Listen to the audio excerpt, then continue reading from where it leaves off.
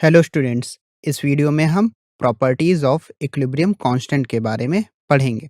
तो चलिए शुरू करते हैं। सबसे पहली प्रॉपर्टी है कि इक्विलिब्रियम कांस्टेंट रिएक्शन स्पेसिफिक होता है। रिएक्शन स्पेसिफिक होने से मतलब है कि अलग अलग रिएक्शंस के लिए इक्विलिब्रियम कांस्टेंट की वैल्यू अलग अलग आएगी। जो दूसरी प्रॉपर्टी है कि इक्विलिब्रियम कांस्टेंट की वैल्यू केवल और केवल टेम्परेचर पर डिपेंड करती है। यदि हम टेम्परेचर चेंज करते हैं तो सेम रिएक्शन के लिए इक्विलिब्रियम कांस्टेंट की वैल्यू बदल जाएगी। तीसरी प्रॉपर्टी को समझने के लिए हम एक इक्वेशन का एग्जाम्पल लेते हैं। a plus B giving us C plus D. तो इसके लिए इक्विलिब्रियम कांस्टेंट का एक्सप्रेशन आएगा c into D divided by a into B. अगर हम रिएक्शन को रिवर्स करके लिखें तो हमें मिलता है c plus D giving us a plus B. और इसके लिए इक्विलिब्रियम कांस्टेंट की वैल्यू लिखें तो k डैश इक्वल होगा a into B divided by c into D.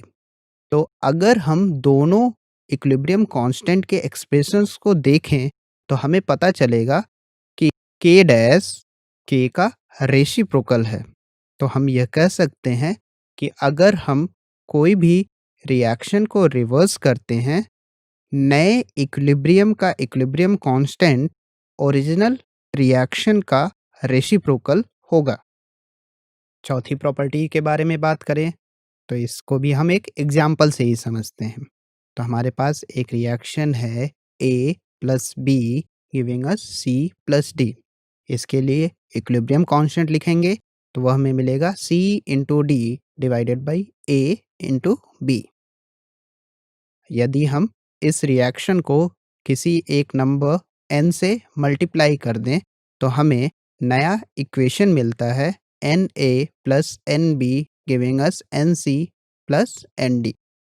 तो इसके लिए अगर हम इक्विलिब्रियम कांस्टेंट का एक्सप्रेशन लिखें तो वो हमें मिलेगा C to the power n into D to the power n divided by A to the power n into B to the power n। और अगर हम k डैश की वैल्यू को ओरिजिनल k की वैल्यू से कंपेयर करें तो हम पाएंगे k dash k to the power n के इक्वल हो जाता है। तो हम यह कह सकते हैं कि यदि हम किसी भी रिएक्शन को एक नंबर से मल्टीप्लाई करें तो नए रिएक्शन का इक्विलिब्रियम कांस्टेंट ओरिजिनल रिएक्शन के equilibrium constant to the power that number के इक्वल होगा। तो चलिए अब हम एक और प्रॉपर्टी के बारे में पढ़ते हैं। यदि हम एक रिएक्शन लेते हैं A गिविंग अस C और एक दूसरी रिएक्शन लेते हैं B गिविंग अस D, दोनों रिएक्शंस के लिए इक्विलिब्रियम कांस्टेंट की वैल्यू लिखें। तो पहले रिएक्शन के लिए इक्विलिब्रियम कांस्टेंट को हम K1 बोल दें जो कि इक्वल होगा C डिवाइडेड बाई A। वहीं दूसरे रिएक्शन के इक्विलिब्रियम कांस्टेंट को हम K2 बोल देते हैं जो कि इक्वल होगा D डिवाइडेड बाई B के। अगर हम दोनों रिएक्शंस को ऐड कर दें तो हमें मिलता है A plus B giving us C plus D.